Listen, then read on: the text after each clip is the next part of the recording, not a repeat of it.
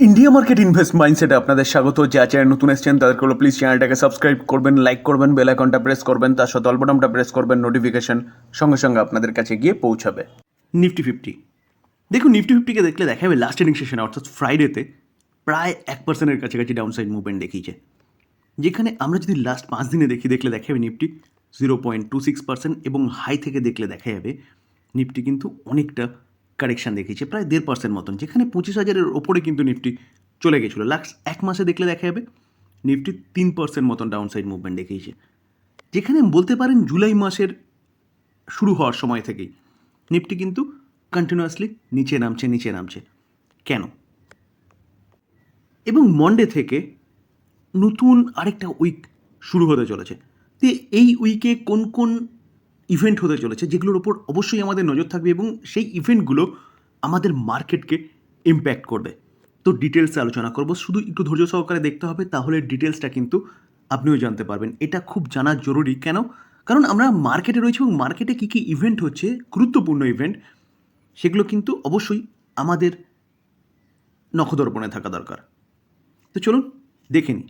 তো at first যেখানে আমাদের নিফটি জুলাই মাসে 3.12% মতন ডাউনসাইড মুভমেন্ট দেখিয়েছে। কেন দেখিয়েছে? দেখানোর পিছনে মেন কারণ ছিল ট্যারিফ, যেখানে 9 জুলাই ডেডলাইন ছিল। কার? ডোনাল্ড ট্রাম্পের 30 দিনের ডেডলাইন। তো দেখা গেছে 9 জুলাইয়ের আগের থেকেই ডোনাল্ড ট্রাম্প কিন্তু বিভিন্ন দেশের ওপর বিভিন্ন রকম ট্যারিফ আরোপ করেছে। কার্যকরী হওয়ার ডেট কবে রেখেছে? 1 আগস্ট। তো যেসব দেশগুলোর ওপর ট্যারিফ আরোপ করেছে সেসব দেশগুলো ইউএসের সাথে নেগোসিয়েশন করছে এবং একটা সেটেলমেন্টে আসছে। কিছু কিছু দেশ সেটেলমেন্টে এসছে এবং কিছু কিছু দেশ কিন্তু সেটেলমেন্টে আসেনি। তো এই জায়গায় দাঁড়িয়ে 1 আগস্ট থেকে কী হবে সেটা কিন্তু কেউ বলতে পারে না। কারণ কারণ এটাই বলার বিষয় যে কি ডোনাল্ড ট্রাম্প তো ট্যারিফ আরোপ করে দিচ্ছে। এখন ডোনাল্ড ট্রাম্প কিন্তু 1 আগস্টের আগে, যেটা নেক্সট উইক থেকে চালু হতে চলেছে, তার আগে কিন্তু আবারও হয়তো অন্য কিছু বলতে পারে। আর যদি 1 আগস্ট থেকে এই ট্যারিফটা চালু হয়ে যায় না, তাহলে কিন্তু কানাডা, মেক্সিকো বা ইউরোপ ইউনিয়ন ছেড়ে দেবে না। তারাও কিন্তু পাল্টা ট্যারিফের হুমকি অলরেডি দিয়ে রেখেছে। তো এটা গেল ফার্স্ট বিষয়, যেখানে মার্কেটে আনসার্টিনিটি বজায় রেখেছে, যার জন্যে ফরেন ইনস্টিটিউশন ইনভেস্টাররা কন্টিনিউয়াসলি উইকওয়ালি করছে। মার্কেট পড়ছে, শুধু আমাদের ইন্ডিয়ান মার্কেট না, সারা ওয়ার্ল্ড মার্কেট। তার পাশাপাশি ইন্ডিয়ার সাথে এখনও পর্যন্ত ডিল নিয়ে ফাইনাল কোনো আউটকাম আসেনি। বিভিন্ন নিউজ চ্যানেলগুলো দেখলে দেখাবে, দেখুন, confident India will get special treatment, Piyush Goyal sir. তো এখনও বিভিন্ন নিউজ চ্যানেলের মধ্যে কিন্তু ফাইনাল কোনো আউটকাম দেখা যাচ্ছে না, জাস্ট সম্ভাবনার কথা বলছে। দেখুন, এখানে বলছে India appear unfazed the trade deadline will US, যেটা দিয়েছে, অর্থাৎ 1 আগস্টের কথা বলছে, যেটা সেই ডেডলাইন কার্যকরী হবে না ইন্ডিয়ার ওপরে, সেটাও কিন্তু ফাইনাল আউটকাম নয়। আরেকটা নিউজ চ্যানেল কি বলছে, যেটা বিবিসি, বলছে India US trade deal, Indian minister Piyush Goyal sir says fantastic progress in talk. তো এইভাবে কিন্তু বিভিন্ন নিউজ চ্যানেল একই রকম, প্রায় ঘুরিয়ে ফিরিয়ে একই রকম কথা বলছে, যেখানে ফাইনাল আউটকাম আসেনি, ডেডলাইন 1 আগস্ট। তো স্যার কী হবে কেউ কিছু বলতে পারছে না, তার জন্যে কিন্তু মার্কেটে এরকম একটা আনসার্টেনিটি বজায় রয়েছে এবং মার্কেট কোনোদিনও কিন্তু আনসার্টেনিটিকে নেয় না। এই কারণেই মার্কেট কিন্তু ডাউনসাইড মুভমেন্ট দেখাচ্ছে।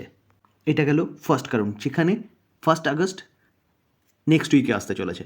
কি হবে তার উপর কিন্তু অবশ্যই মার্কেটের নজর থাকবে, আমাদেরও নজর থাকবে, এবং মার্কেট কীরকম পারফরমেন্স করবে সেটা এখন দেখার বিষয়। স্যার, আমাদের যেরকম আরবিআইয়ের এমপিসি মিটিং হয় এবং সেখানে রেট কাটের আলোচনা হয়,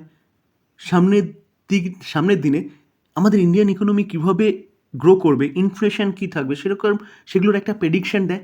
সেরকম কিন্তু ইউএসের ফেডের এফওএমসি অর্থাৎ ফেডারেল ওপেন মার্কেট পলিসি হয়, যেটা এই উইকেই হতে চলেছে 29 থেকে 30 জুলাইয়ের মধ্যে, যেখানে ফেডের চেয়ারপারসন মিস্টার পাওয়েলজি তিনি ঠিক করবেন আগামী দিনে ফেড কী পলিসি নিয়ে চলছে ইউএসের ইকোনমিকে নিয়ে।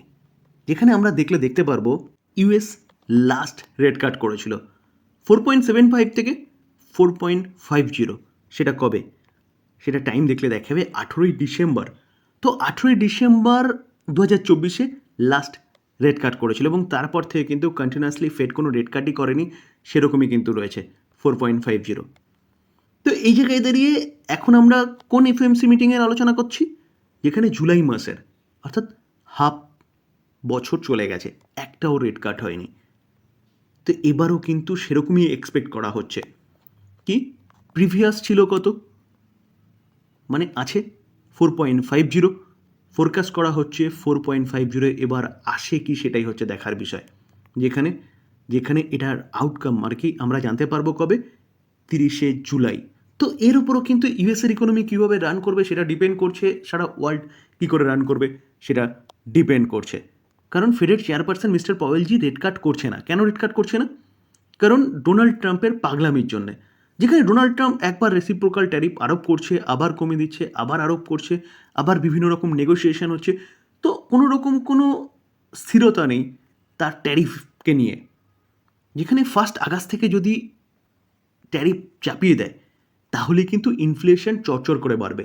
কারণ কারণ স্যার, যখনই কোনো বিদেশি গুডসের ওপর এক্সট্রা ট্যারিফ চাপানো হবে তখন অবভিয়াসলি ইউএসএ সেই গুডসগুলোর দাম বেড়ে যাবে, তো ইনফ্লেশন বাড়বে। তো পাওয়েল স্যার এই জন্যই কিন্তু রেট কাট করছে না, এবং তার জন্যই দেখা যাচ্ছে তিনি কিন্তু লাস্ট ডিসেম্বরে রেট কাট করেছিল, এখনও পর্যন্ত রেট কাট করেনি, এবং এই 30 তারিখেও কিন্তু যতটুকু যা শোনা যাচ্ছে রেট কাট হবে না। তো এখন দেখার বিষয় কি হয়, এবং আগামী দিনে প্রেডিকশন তিনি কি করেন ইকোনমিকে নিয়ে, তার উপর কিন্তু ইউএসের মার্কেট, ওয়ার্ল্ড মার্কেট, তার সাথে সাথে ইন্ডিয়ান মার্কেটও ডিপেন্ড করছে কোন দিকে মুভ করবে। তো স্যার আরেকটা ইভেন্ট হতে চলেছে এই উইকেই, সেটাও কোথায়, সেটা অবশ্যই ইউএসের। তো ইউএসের জিডিপি ডেটা, যেখানে প্রিভিয়াস দেখলে দেখাবে 2.4 ছিল, ফোরকাস্ট করা হয়েছিল 0.2, এসছে কত, -0.2 এক্সপেক্ট করা হয়েছিল, এসছে -0.5, যেটা এক্সপেক্ট করা হয়েছিল তার থেকেও খারাপ এসেছিল। এটা বেরিয়েছিল কবে, জুনের 26 তারিখে। তো স্যার এবারের ডেটাটা কবে আসতে চলেছে, জুলাইয়ের 30 তারিখে। তো জুলাইয়ের 30 তারিখে অবভিয়াসলি জুনের জিডিপি ডেটা আসবে। তো যেটা ফোরকাস্ট করা হচ্ছে যে 2.4 নেগেটিভ ছিল, সেটা কিন্তু 2.4 এক্সপেক্ট করা হচ্ছে। তো নেগেটিভ আসার পিছনে কারণ ছিল, পরপর যে 3বার যে নেগেটিভ এসছে না, আসার পিছনে কারণ ছিল। কারণটা কি? কারণটা হচ্ছে ইউএসের যেসব কোম্পানিগুলো ছিল সেসব কোম্পানিগুলো তাদের প্রয়োজনীয় কাঁচামাল অ্যাডভান্স বাই করে নিয়েছিল। কিসের জন্য? ডোনাল্ড ট্রাম্পের ট্যারিফের জন্য। কারণ যত কাঁচামাল বাই করবে তত তারা প্রোডাকশনটা ঠিকঠাক করতে পারবে। তো এর জন্যে কিন্তু ডোনাল্ড ট্রাম্পের ট্যারিফের ভয়ে তারা আগের থেকে পারচেস করে নিয়েছিল, এবং যার জন্যে জিডিপি নেগেটিভ চলে গেছিলো। তো এবার বলছে জিডিপি ঠিকঠাক চলে আসবে, অর্থাৎ পজিটিভে আসবে, কত, 2.4। তো এখন দেখার বিষয় যে অ্যাকচুয়াল কি আসে, যেটার ওপরও কিন্তু মার্কেট তাকিয়ে থাকবে, এবং মার্কেট অবশ্যই এই ডেটার ওপর কিন্তু রিয়্যাক্ট করবে, যেটা খুব ইম্পর্টেন্ট ডেটা। ইউএসের মার্কেটকে সাফার করাবে, অর্থাৎ সাফার মিন্স যে ইউএসের মার্কেট কোন দিকে যাবে সেটা ডিপেন্ড করছে, এবং তার পাশাপাশি ওয়ার্ল্ড মার্কেট এবং ইন্ডিয়ান মার্কেটও এই ডেটার ওপর কিন্তু অবভিয়াসলি রিয়্যাক্ট করবে। ইউএসের জব লস ক্লেম ডেটা, এই ডেটাটা কিন্তু এখন খুব ইম্পর্টেন্ট হয়ে গেছে।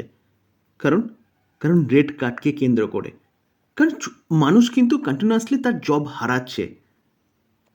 তো এখানে প্রিভিয়াস যে ডেটাটা এসেছিল না, সেই ডেটাটা কিন্তু যথেষ্ট ভালো এসেছিলো, যেটা 24শে জুলাই এসছে, যেখানে 227কে ফোরকাস্ট করা হয়েছিল, এবং হারিয়েছে কত, অনলি ফর 217কে।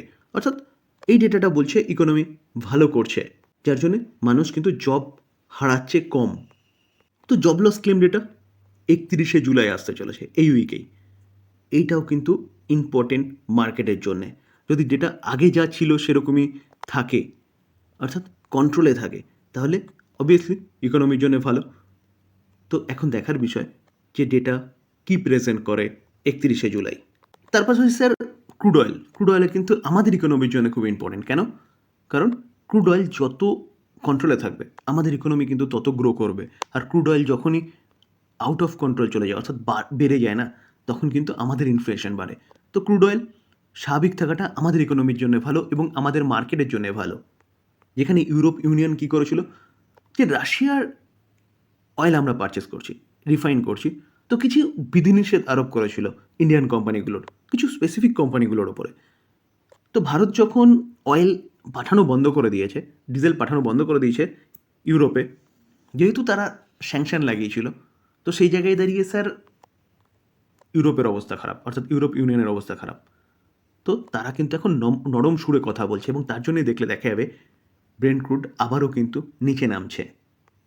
স্যার এই উইকে 400টারও বেশি কোম্পানি তার কোয়ার্টার ওয়ানের রেজাল্ট ডিক্লেয়ার করতে চলেছে। তো আমরা কিছু কোম্পানি দেখে নেবো, যে কোম্পানিগুলো খুব গুরুত্বপূর্ণ কোম্পানি। যেমন আদানি গ্রেন কত তারিখে? 28 তারিখে তাদের রেজাল্ট ডিক্লেয়ার করবে। তার পাশাপাশি দেখলে দেখা যাবে বেলও কিন্তু 28 তারিখে তাদের রেজাল্ট ডিক্লেয়ার করবে। গেলকেও দেখলে দেখা যাবে 28 তারিখে রেজাল্ট ডিক্লেয়ার করবে। তার পাশাপাশি দেখলে দেখা যাবে ইন্ডোসেন্ড ব্যাংক, যেটা বহু চর্চিত এবং বহু বিবাদিত ব্যাংক বলতে পারেন, 28 তারিখে তাদের রেজাল্ট ডিক্লেয়ার করবে। চেকে পেপার 28 তারিখে রেজাল্ট ডিক্লেয়ার করবে। তার পাশাপাশি দেখলে দেখা যাবে Mazagon dock shipbuilders limited, এই কোম্পানিটাও 28 তারিখে রেজাল্ট ডিক্লেয়ার করবে। এনটিপিসি গ্রিন 28 তারিখে রেজাল্ট ডিক্লেয়ার করবে। রেলটেল এটাও কিন্তু 28 তারিখে রেজাল্ট ডিক্লেয়ার করবে। এভাবে দেখলে দেখা যাবে 28 তারিখে অনেকগুলো কোম্পানি কিন্তু তাদের রেজাল্ট ডিক্লেয়ার করতে চলেছে। ইউপিএল 28 তারিখে রেজাল্ট ডিক্লেয়ার করবে।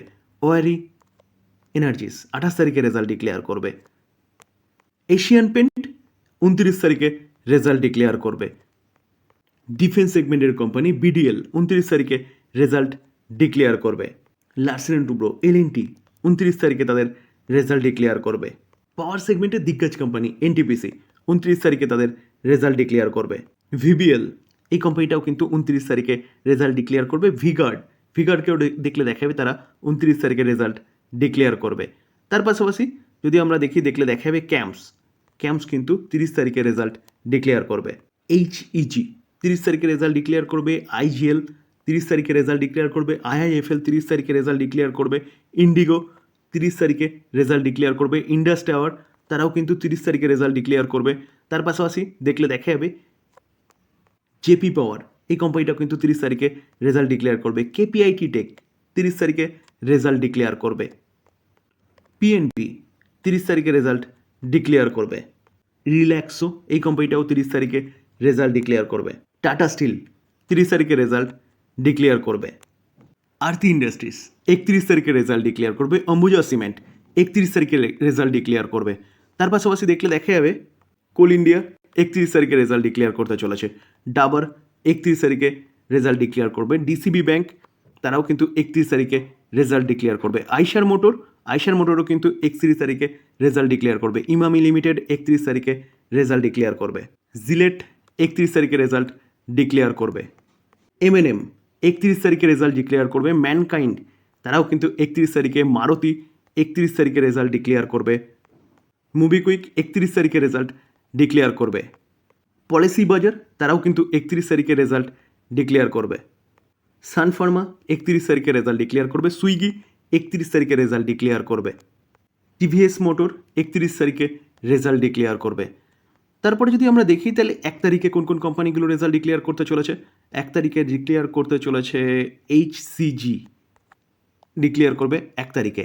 আইটিসি এই কোম্পানিটাও কিন্তু 1 তারিখে রেজাল্ট ডিক্লেয়ার করবে। এলআইসি হাউজিং ফাইন্যান্স তারাও কিন্তু 1 তারিখে রেজাল্ট ডিক্লেয়ার করতে চলেছে। এমসিএক্স এই কোম্পানিটাও 1 তারিখে রেজাল্ট ডিক্লেয়ার করতে চলেছে। তো এইভাবে দেখলে দেখা যাবে আর কোন কোন কোম্পানি আছে। আর তেমন কোনো কোম্পানি আমি তো দেখতে পাচ্ছি না।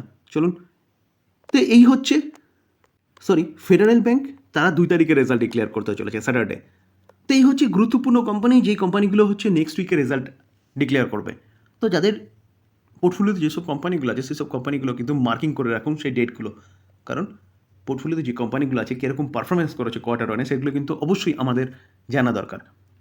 আলোচনা এই পর্যন্ত। যদিও ভালো লাগে, যা চ্যানেল নতুন এসেছেন তাদেরগুলো প্লিজ চ্যানেলটাকে সাবস্ক্রাইব করবেন, লাইক করবেন, বেল আইকনটা প্রেস করবেন, তার সাথে অল বাটনটা প্রেস করবেন, নোটিফিকেশন সঙ্গে সঙ্গে আপনাদের কাছে গিয়ে পৌঁছাবে। থ্যাংক ইউ, ভালো থাকবেন।